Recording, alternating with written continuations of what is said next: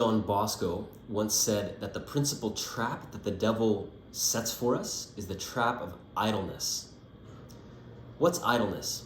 Well, most people think that idleness is not having much to do or not having anything to do, which is technically not true because you could be spending that time in prayer. So even though you're not externally producing things, internally you're accomplishing quite a bit.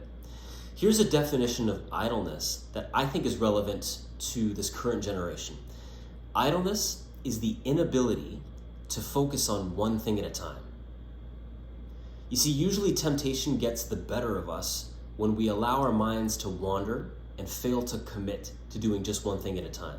You see, one advantage that our pre-social media ancestors had over us was that they were forced to focus on one thing at a time, more often than not. And we know this all too well. Let's say you're sitting on your couch or you're lying on your couch and you start scrolling through a news feed or you start channel surfing, which there's nothing wrong with that in and of itself, but the danger is that you're not committing yourself to doing any one thing. You're just allowing your mind to be open to literally whatever. And in the best case scenario, a person in that situation could easily let an hour go by without having accomplished really anything at all, which is never a good feeling. It's a yucky feeling. And in the worst case scenario, having a completely passive mind for an hour, that gives temptation a good chance of getting a hold of us. And then a person can actually do things that they would later regret. In today's gospel, Jesus gives his apostles a rather strange instruction. He says, when you enter a house, stay there until you leave. Well, what does that mean? When you enter a house, stay there till you leave. It's not a very helpful instruction. It's like saying, when is the chicken going to cross the road? The answer, when it crosses the road. So it's not all that helpful. Stay in the house until you leave. What does that mean? Well, I think what Jesus may have been instructing his disciples to do is that when they enter a house or a ministry situation, focus on the situation in front of you. Focus on the task at hand instead of having your mind wander off in a million different places.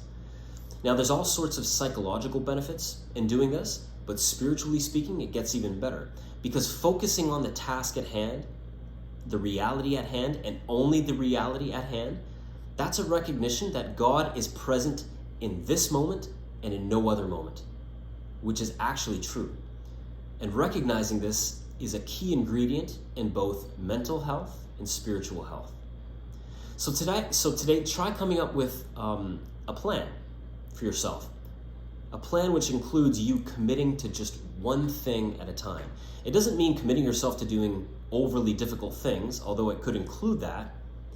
It just means from going from thing A to thing B to thing C.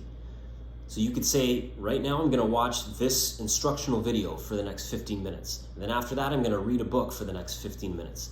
And then after that, I'm going to have a conversation with a friend. And then after that, I'm going to go out for a walk. So going from A to B to see. That way, we give ourselves the best chance to stave off temptation due to idleness, but it also gives us the best chance at being productive for the Lord.